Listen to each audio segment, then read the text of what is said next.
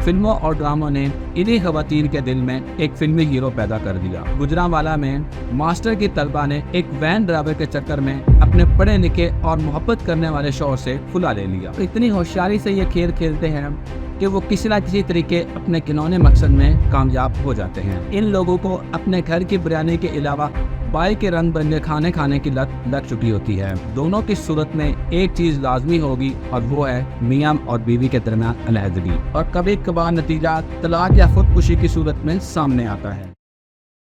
अस्सलाम वालेकुम दोस्तों, मियां बीवी जिंदगी की गाड़ी के दो पहिए हैं, ये तो सभी जानते हैं, और मियां बीवी के दरमियान लड़ाई झगड़ा एक आम सी बात है। ये आम सी बात तब तवज्जो तरफ बन जाती है जब इस मामले में शिद्दत आ जाती है। दुनिया का तकरीबन हर मज़हब मियाँ बीवी के दरमियान खुशगवार ताल्लुकात को तरजीह देता है और साथ साथ मियाँ बीवी के दरमियान अलहदगी के असूल व ज़वाबित का भी तयन करता है। अगर इस्लामी नुक्ता निगाह से देखा जाए तो रसूल करीम सल्लल्लाहु अलैहि वसल्लम का फरमाने आलीशान है कि हलाल चीज़ों में खुदा के नज़दीक ज़्यादा नापसंदीदा चीज़ तलाक है। अगर खामद की जानिब से यह फ़ैसला लिया जाए तो तलाक का अमल, और अगर बीवी की जानिब से यह फ़ैसला लिया जाए तो फुला का अमल बरूए कार लाया जाएगा। फुला या तलाक दोनों की सूरत में एक चीज़ लाजमी होगी और वो है मियां और बीवी के दरमियान अलहदगी। आखिर ऐसी क्या वजूहात हैं जिसकी वजह से फुला या तलाक की शरह में दिन ब दिन इजाफा होता चला जा रहा है? इस जायज़ लेकिन नापसंदीदा अमल को किस हद तक कंट्रोल किया जा सकता है? आइए इसे बारीकी से जानने की कोशिश करते हैं।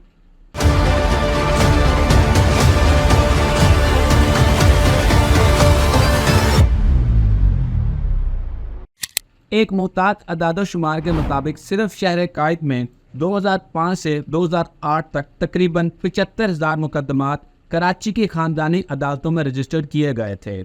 2008 से लेकर 2011 तक तलाक के 1,34,141 मुकदमात दायर किए गए, जबकि सिर्फ 2010 में 40,410 अलहदगी के मुकदमात रजिस्टर्ड किए गए और साल 2014 के इख्तिताम तक इस तादाद में भी मज़ीद इजाफा देखने को मिला।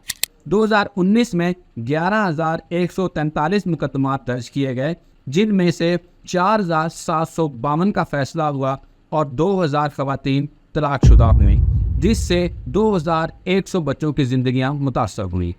पाकिस्तान में सूबा पंजाब में पहलवानों के शहर गुजरांवाला की बात करें तो साल 2015 में 5,000 फुला के मुकदमात दर्ज किए गए, जिनमें से 4500 जोड़ों को अलग किया गया। हैरानकुन बात यह है कि इन 5,000 मुकदमात में से 3,000 मुकदमात ऐसे थे जिन्होंने पसंद की शादी की थी। इसका अंदाज़ा आप इस बात से लगा सकते हैं कि गुजरांवाला में मास्टर की तलबा ने एक वैन ड्राइवर के चक्कर में अपने पढ़े लिखे और मोहब्बत करने वाले शौहर से फुला ले लिया। आइए इन अदादो शुमार के पीछे छुपे हक़ाइक़ से पर्दा उठाने की कोशिश करते हैं। वैसे तो फुला या तलाक की कई वजूहात हो सकती हैं, लेकिन हमारे पाकिस्तानी मुआशरे में सबसे बड़ी वजह ससुराल वालों की जानिब से लड़की के साथ रवैया और शौहर का बीवी को कोई हैसियत ना देना समझी जाती है। लेकिन इसके बरअक्स आप किसी भी दारुल इफ्ता चले जाएं तो हफ्ते की बुनियाद पर कई ऐसे खतूत मिलेंगे जो औरत की बजाय मर्द हजरात की जानिब से लिखे जाते हैं। वो पूछते हैं कि हमारी बीवी को किसी और से मोहब्बत हो गई है, वो मुझसे तलाक मांग रही है, हम औलाद याफ्ता भी हैं, बताएं हम क्या करें। हमारे माशरे में तलाक या फुला की एक और बड़ी वजह शादीशुदा जोड़ों में अदम बर्दाश्त है, और रही सही कसर सोशल मीडिया निकाल देता है। ख़वातीन की जानिब से ना ख़त्म होने वाली नाजायज़ ख्वाहिशात भी फुला या तलाक का सबब बन सकती हैं। अगर हम गुज़िश्ता चंद दहाइयों का गहराई से मुताला करें तो हमें पता चलेगा कि एक वक्त ऐसा भी था कि हमारे माशरे में ख़वातीन का पर्दा अव्वलीन फरीज़ा समझा जाता था। वक्त गुजरने के साथ साथ फिल्मों और ड्रामों ने इन्हीं ख़वातीन के दिल में एक फ़िल्मी हीरो पैदा कर दिया, और यही ख़वातीन दिल ही दिल में अपने फ़िल्मी हीरो को पाने के ख्वाब देखने लगी। उस वक्त इतनी आज़ादी नहीं थी कि हर कोई अपने ख्यालात का इजहार इतनी बेबाकी से कर सके, जबकि आजकल के दौर में तमाम तर सोशल मीडिया प्लेटफॉर्म आज़ादी इजहार को खुल्लम खुला प्रमोट करते हैं। होता कुछ यूँ है कि सोशल मीडिया पर एक नौजवान खातून और मर्द के आपस में राब्ते में आने की देर होती है, इन्हें इसी सोशल मीडिया पर पूरी दुनिया से खुफिया एक कोना मिल जाता है, जहां यही नौजवान जोड़ा आपस में अपने ख्यालात का तबादला करता है। कुछ ही दिनों में मुलाकातों का सिलसिला शुरू हो जाता है, दोनों सच्ची मोहब्बत के गीत गाते गाते आपस में यही सोचकर शादी कर लेते हैं कि फिल्मों की तरह हमारी शादीशुदा लाइफ भी हमेशा की तरह रोमानवी और खुशगवार रहेगी। लेकिन चंद ही माह बाद ये खोखली मोहब्बत अपना रंग दिखाती है और खुला या तलाक जैसे वाक़यात रूनुमा होते हैं। इसका मतलब हरगिज़ ये नहीं कि मर्द की जानिब से तलाक की नौबत नहीं आती।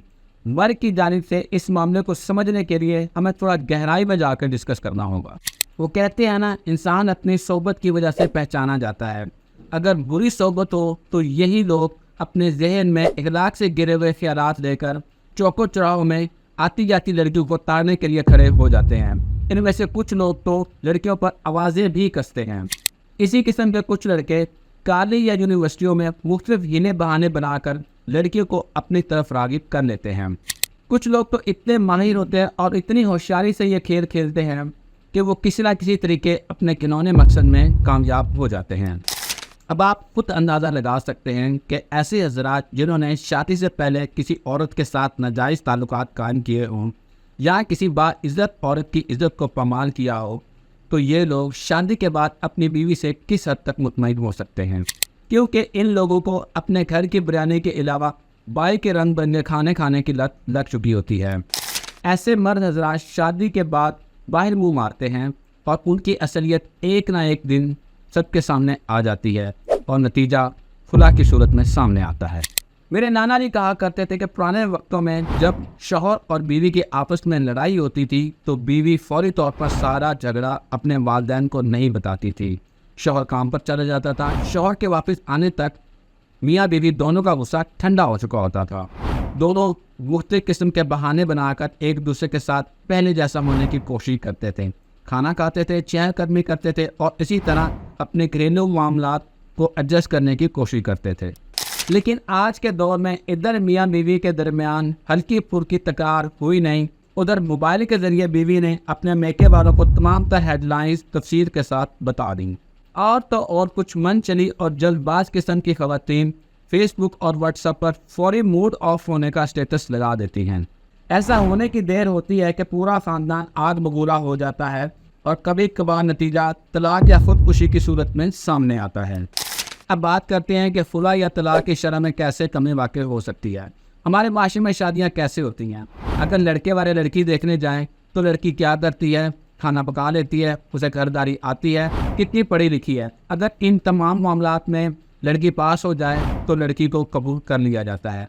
और अगर लड़की वाले लड़के को देखने जाएं तो लड़का क्या करता है, कितना कमाता है, लड़के का रहन सहन कैसा है, और अगर ये पता चल जाए कि लड़का बैरून मुल्क मुकीम है तो लड़की की जानिब से फौरी तौर पर रिश्ते के लिए रजामंदी जाहिर कर दी जाती है।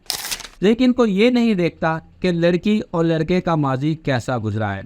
खुदा के लिए शादी करने से पहले लड़की और लड़के की रजामंदी के साथ साथ इन दोनों की पर्सनल लाइफ के बारे में भी जांच पड़ताल करें। हमारे माशरे में घरेलू शादियाँ या फिर ख़ानदान में शादियों का रिवाज आज भी कायम दायम है। इसकी सबसे बड़ी वजह यह है कि अक्सर ख़ानदानों में बचपन में रिश्ता तय कर दिया जाता है या फिर जायदाद की हवस के लिए भी रिश्ता तय कर दिया जाता है। वो बच्चे जिनका बचपन में रिश्ता तय कर दिया जाता है, इनके जवान होने तक अगर दोनों की सोच में तज़ाद आ जाए तो रिश्ता कभी भी देरपा नहीं रह सकता। ऐसे बच्चे अपने वालिदैन की खुशी के लिए शादी तो कर लेंगे, लेकिन ये शादी ज़्यादा देर तक नहीं चलती और खुला या तलाक की सूरत में रिजल्ट सामने आ जाता है। वालिदैन को चाहिए कि इस किस्म के रिवाज और ख्यालात से दूर रहें। अपनी औलाद की ज़िंदगी के फैसले इंतहाई सोच समझकर और उनकी आने वाली ज़िंदगी को सामने रखते हुए करें।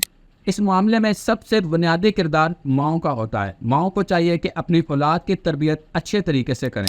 आखिर में शादीशुदा जोड़ों से ये गुजारिश करूँगा कि अगर आप अपनी शादीशुदा ज़िंदगी में सुकून चाहते हैं तो ख़ासकर औरतों को चाहिए कि वो हर हाल में अपने शौहर का शुक्रगुजार रहें।